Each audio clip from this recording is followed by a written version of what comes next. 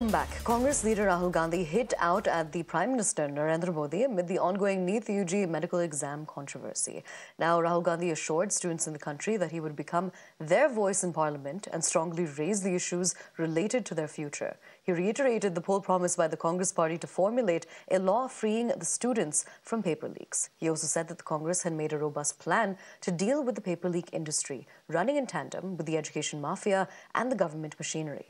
Now, hours before the Prime Minister had taken oath for a third time, Rahul Gandhi had lashed out at him, stating that the Prime Minister had not even taken oath yet and the NEET exam scam had already devastated more than 24 lakh students and their families.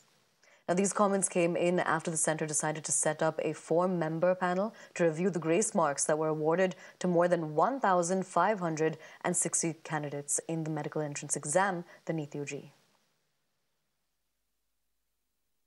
देखिए, paper leak एक बहुत बड़ा issue था। खुद कांग्रेस की जो सरकार राजस्थान में थी, वहां पर लगातार पेपर लीक के मामले हुए थे और जब कांग्रेस की सरकार थी उस वक्त जो है एक कानून बनाकर इस मामले पर रोक लगाने की कोशिश हुई। लेकिन हाल में उत्तर प्रदेश में जिस तरह से पेपर लीक हुए, उसके बाद